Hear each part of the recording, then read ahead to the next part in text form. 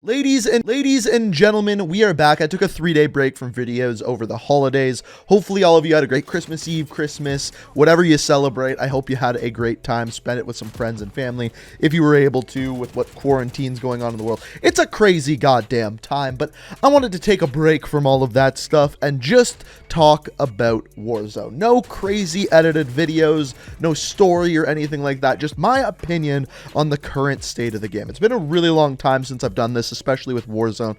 I should probably also do this with Black Ops Cold War's multiplayer too. So if you want to see that, let me know down in the comments, hit that like button. But this video is specifically going to be about Warzone, and specifically 4 different aspects of the game that I think are incredibly important for how good it is to play over and over again, how good the game is as a whole, and how fun it is, essentially. And I think it's kind of on this really weird downward and then slowly upward and then really strange curve that we're going to talk about in this video. But first, I wanted to start with the big one. What are my thoughts on the game? So the thing with this game is, if you would have asked me about 2 months ago what my thoughts on Warzone were, my completely honest opinion to you guys is I didn't really play it much anymore. And the reason for that is probably not what a lot of you think. It's not that I disliked the game. In fact, it's my favorite BR game that is currently out.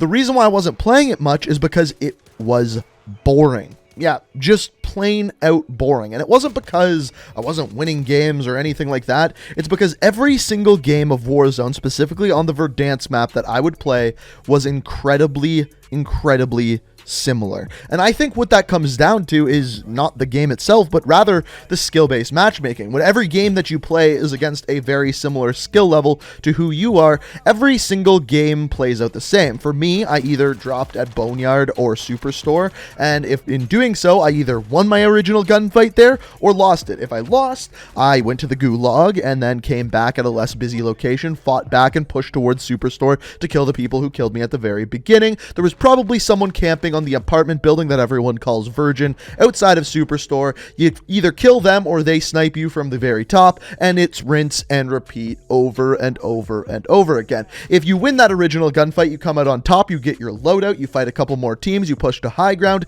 It is the exact same game every single time you play it. Now, this is for a couple of reasons. One is skill-based matchmaking. When you play the exact same skill-leveled players every single game, every game plays out the same. And that is actually why I think this game, Warzone, becomes more and more boring the more you play it, is because of that skill-based matchmaking. Now, I don't even think that the skill-based matchmaking is as egregious as it is in Black Ops Cold War, but it just simply makes it boring. It makes every single game the same.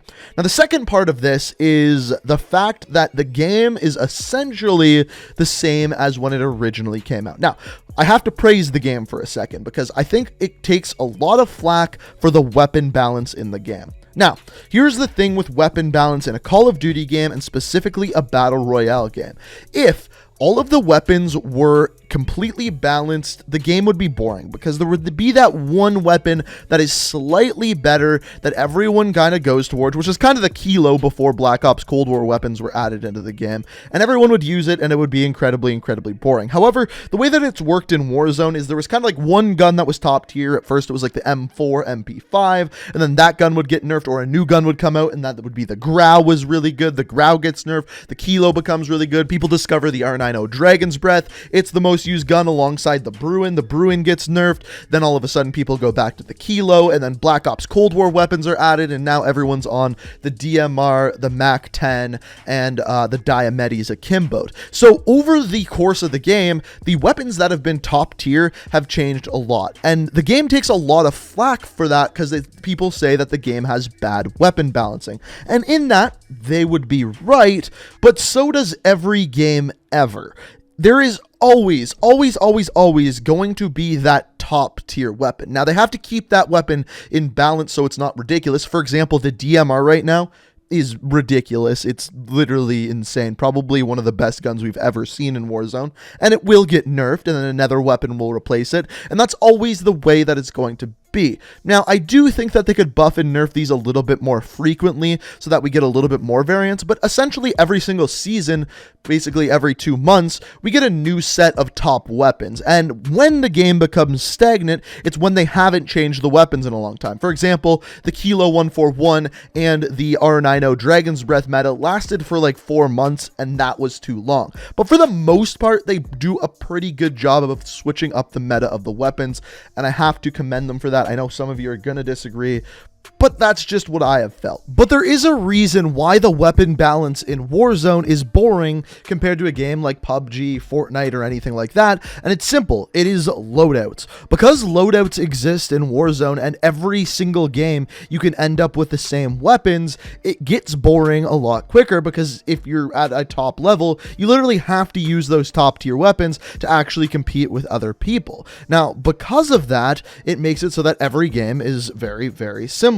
Now, I would love to see a game mode, and I thought they were going to do this with Rebirth Island, where loadouts just aren't simply available. And if you're wondering why loadouts are available in every mode, it's because that's where they make money. If you didn't know already, basically the way that it works, to have all of your weapons leveled up to use your loadouts, you basically should, or it's way faster at least, to own the full game and level them up in multiplayer. So I think loadouts are great. It differentiates Warzone from any other Battle Royale game, but at the same time, because of that, there's points where the game gets stale because you're using the same loadout every single game. And before you all go saying, well, Inkslasher, just use a different loadout every single game, the problem is you can't really because of skill-based matchmaking. Because you're always playing against similar skill level players, it makes it so that every single game, they want to get wins, so they're going to be using the top tier weapons, and it forces you to as well. Whereas in a game like Fortnite or PUBG, what guns you have in that game or what attachments you have in that game are dependent on what you find, and that adds a variance to every single game that you play. Whereas in Warzone, after the first 3 minutes to 4 minutes of a lobby, I already have my full loadout, full perks, full attachments, and everything. Now, where they have done bad is with the map and with the map changes. Now, they recently added in Rebirth Island, and alone Rebirth is really, really cool. It's a LTM that's a lot of fun. I enjoy playing it, but it is not the bread and butter of the game. The bread and butter is Verdansk. It always has been and seemingly is always going to be unless they completely replace that map. It's the big 150-man Battle Royale game that everyone wants to get dubs on. And yes, Rebirth Island is a lot of fun, and I'm glad that they added it in. It's a great LTM, but it's not the be-all, end-all of the game. Still Verdansk, because if you watch the top streamers, that is what people are playing. The problem I have with Verdansk is they don't change the map and change the game up enough. And I think that is the second reason why I find Warzone a little bit boring. Now, to me, the best event and the best time I had playing Warzone was in the Haunting of Verdansk, when they made the map night, when they added in the zombies mode, when they changed up different locations. You would see ghosts, you would see zombies, and they weren't really big things. They were still the same locations, but it just worked a little bit different because you were hearing different sounds, seeing different things. When you opened up chests, they would jump scare you, and that added a lot of fun into the game.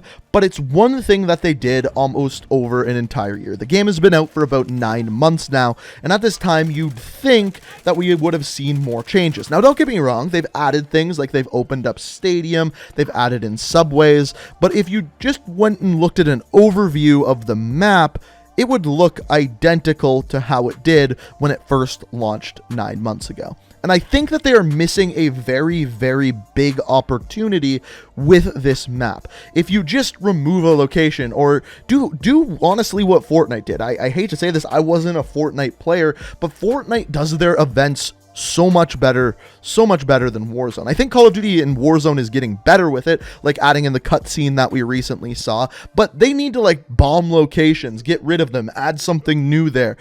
And they just haven't done that enough. In 9 months, we've essentially got one big map change, which was the Haunting of Verdansk. We've got like 4, maybe 4 new locations, and that is not enough. When you're playing the same game over and over again, and especially with skill-based matchmaking, the games literally play nearly identical every single time you're playing a game, you need something to freshen it up. And the weapons that they added in for Black Ops Cold War are great, and that's made me enjoy the game over the past month a lot more.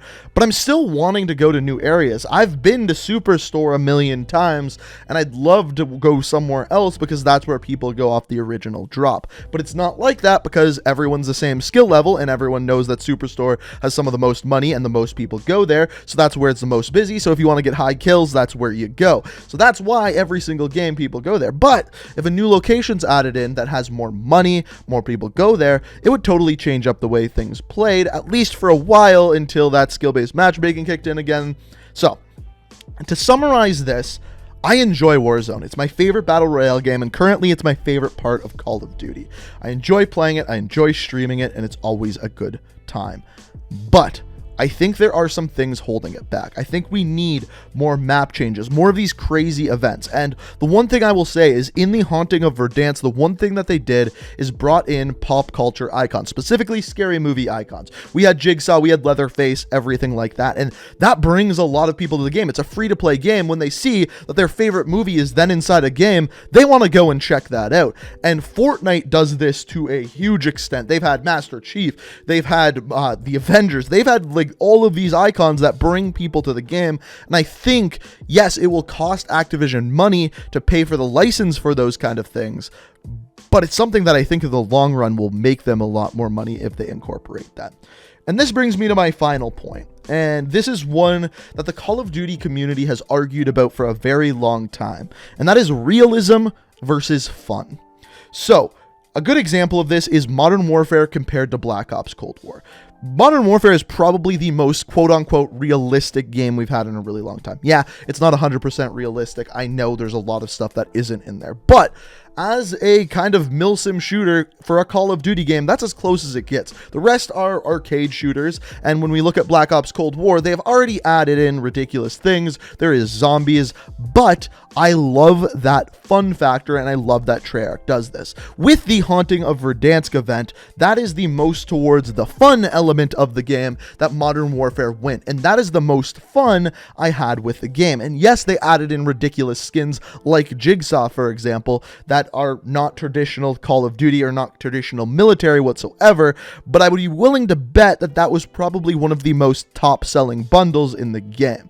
And I like that a lot of people want the game to be realistic and things like that, but I think in the long run, they have to kind of look at it on a spectrum. Sometimes fun outweighs realism, and even when you look at the most realistic shooter games, whatever that may be for you, there is still massive elements of things that are unrealistic, and those are generally the things in the game that make it fun. So, those are my thoughts. I kind of just went on a big 12-minute rant there, or however long this video is, but like I said, I really enjoy Warzone, but I think the map needs more updates. I would love if they toned down skill-based matchmaking. Let's be honest, they're not going to do that. And I want to see more events like the Haunting of Verdansk that really do change up the game and how it plays. And yeah, Rebirth Island is here and I enjoy that, but I need more events and things to keep drawing me back, because when it's the same game over and over again, it's a lot easier to get sick of it. And the way to fix that is by just continuously pounding new content into there. So if you disagree, that's okay. Let me know what you think down in the comments. If you agree, would love to hear that as well. If you enjoyed the video, I know it's kind of different than my normally heavily edited videos, but if you enjoyed the video, it's always appreciated if you hit that like button. If you're new to the channel, like what you see, be sure to hit that subscribe button. We are so damn close to 1 million subscribers, and it's possible that we hit it in the next couple days if you guys just hit that subscribe button. But I hope you guys enjoyed. Thank you so much for watching. And until next time, peace out. We are reaching for the stars.